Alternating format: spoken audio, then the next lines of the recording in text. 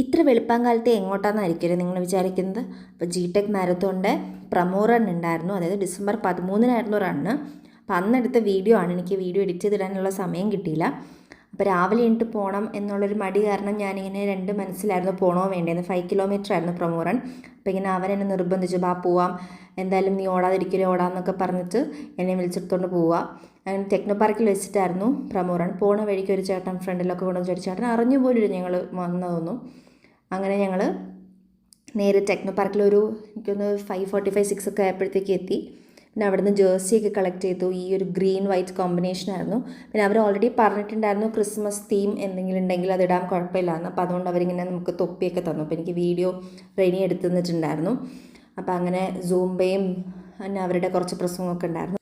പിന്നെ എന്താ ഈ ഓടി വരുന്ന കുട്ടി ആളാണ് അർമാൻ, റാൽഫിൻ്റെ കട്ട ഫോളോവറാണ്, റൺ വിത്ത് റാൽഫിൻ്റെ.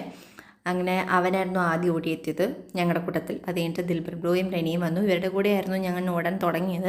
പിന്നെ എനിക്ക് മനസ്സിലായി ഇവരുടെ കൂടെ ഞാൻ ഓടിയെത്തില്ല എന്നുള്ളത്. ഞാൻ അവരോട് ഓടിപ്പോക്കളാൻ മറത്ത് ഞാൻ പതുക്കെ ഓടി തിരിച്ചെത്തി. പിന്നെ ഞാനല്ലായിരുന്നു കേട്ടോ ലാസ്റ്റ്. പക്ഷേ എന്തിനാണ് എൻ്റെ ഈ ആംബുലൻസിൻ്റെ പിറകിൽ എനിക്ക് മനസ്സിലായില്ല. പിന്നെ ഈ മാരത്തോണിന് വരുന്നതിനുള്ള ഏറ്റവും വലിയ പ്രത്യേകത നമുക്ക് അടിപൊളി ഫുഡൊക്കെ കിട്ടും, ബ്രേക്ക്ഫാസ്റ്റ് കിട്ടും, മുട്ടയൊക്കെ ഉണ്ടായിരുന്നു. അങ്ങനെ ഞങ്ങൾ ഫുഡൊക്കെ കഴിച്ചു.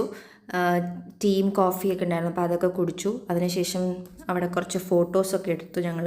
പിന്നെ ഈ അവിടെ ക്യാമറമാൻ ഉണ്ടായിരുന്നു, അവരൊക്കെ ഫോട്ടോ ഒക്കെ എടുത്തു തന്നായിരുന്നു. അങ്ങനെ ഞങ്ങൾ കുറച്ച് നേരം അവിടെ റെസ്റ്റൊക്കെ എടുത്തുകൊണ്ടിരുന്നപ്പോഴത്തേക്കും ഇവൻ മാരത്തോണിന് വരുന്ന സമയത്ത് ഒരു ഫോളോവറിനെ എങ്കിലും കാണാതിരിക്കില്ല.